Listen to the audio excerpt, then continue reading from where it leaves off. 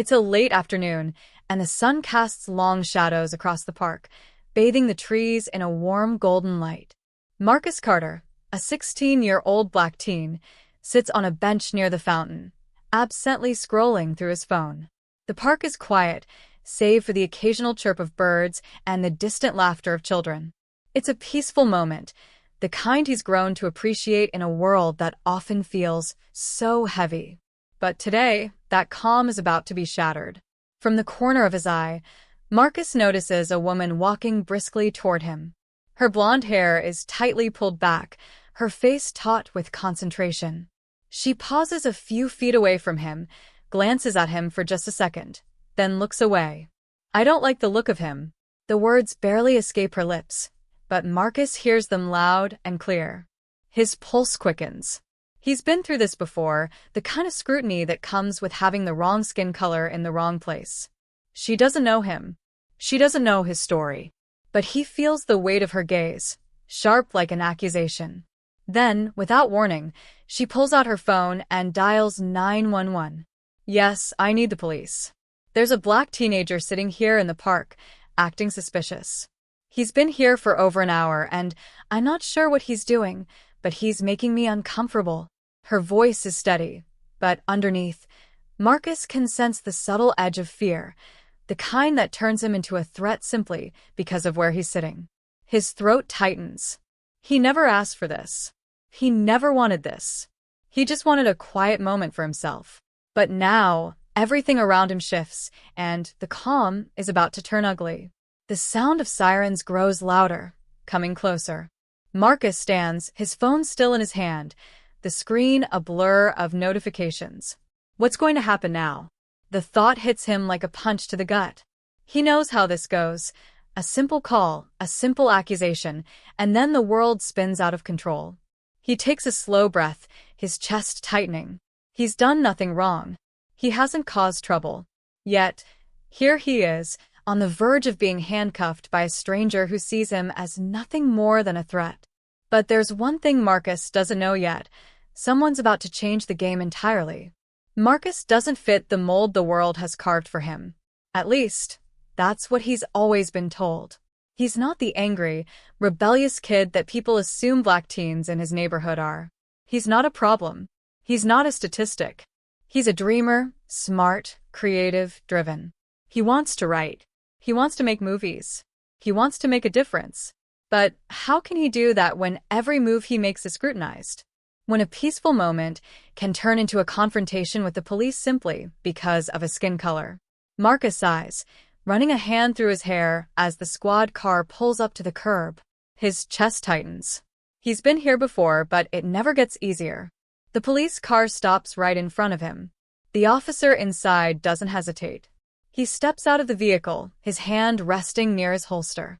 The woman who called them stands to the side, her face full of judgment and barely concealed suspicion, pointing directly at Marcus.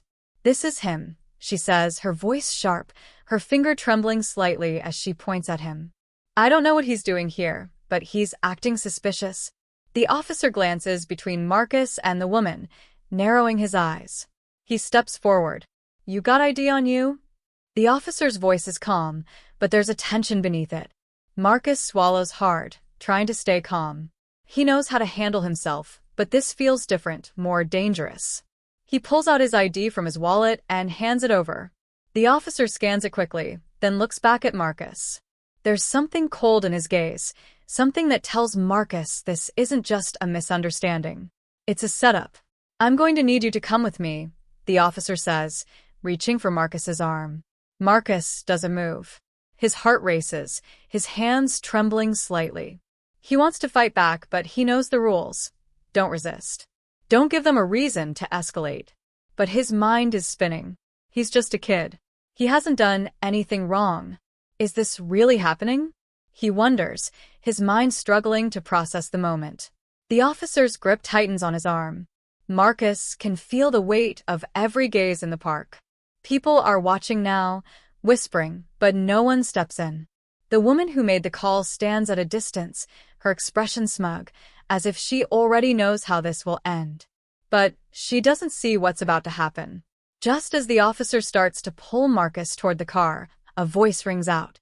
"Excuse me, is there a problem here?" The officer freezes. The woman looks up, confused. Marcus looks up, too, his eyes widening as he sees the woman approaching. It's Yvonne Carter, his mother. Her walk is measured and purposeful, exuding quiet yet undeniable authority.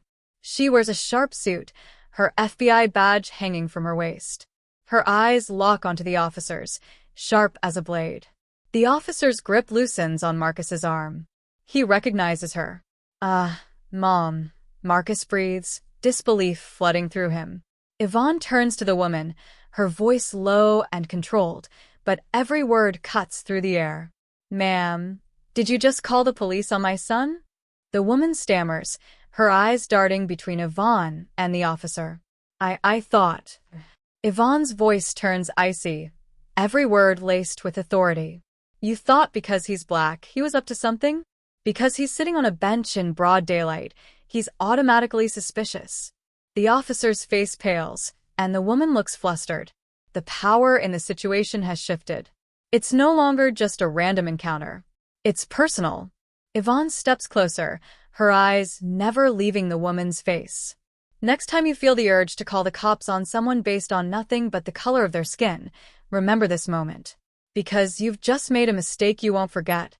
The woman's face flushes with embarrassment. She opens her mouth to speak, but no words come out.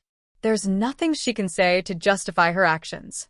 For a moment, Marcus stands frozen, a wave of relief flooding through him. But then, reality sets in. What if his mom hadn't been there? What if it had been another kid, with no one to stand up for them? He feels a pang of guilt, frustration gnawing at him. Why does the world expect him to constantly prove his worth? Yvonne's phone buzzes in her pocket. She pulls it out, scanning the screen for a moment, her expression hardening. "We're done here," she says, turning to the officer, who stands stiffly. "Take her report and leave now."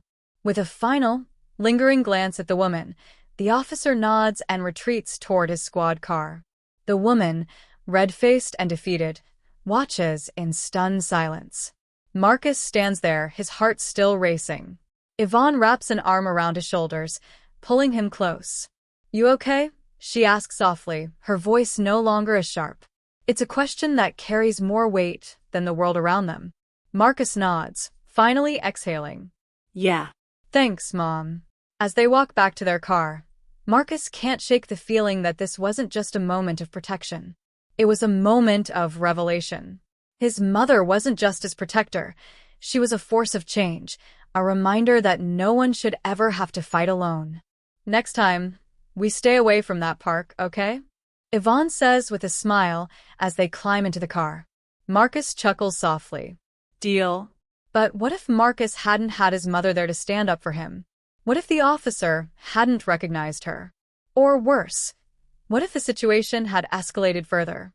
Imagine a world where this innocent moment in the park could have ended so differently. How many more times will people like Marcus face these kinds of injustices? How many more times will fear and prejudice dictate how people are treated, simply because of the color of their skin? It could have been anyone. It could have been you. What would you have done if you were in Marcus's shoes? Or in his mother's? We want to hear your thoughts. Drop a comment below and share how this story made you feel. Do you believe we can change the narrative? If this story struck a chord with you, hit subscribe so you don't miss the powerful stories that need to be told. Because change starts with awareness, and together, we can amplify these important conversations. Let's keep this discussion going.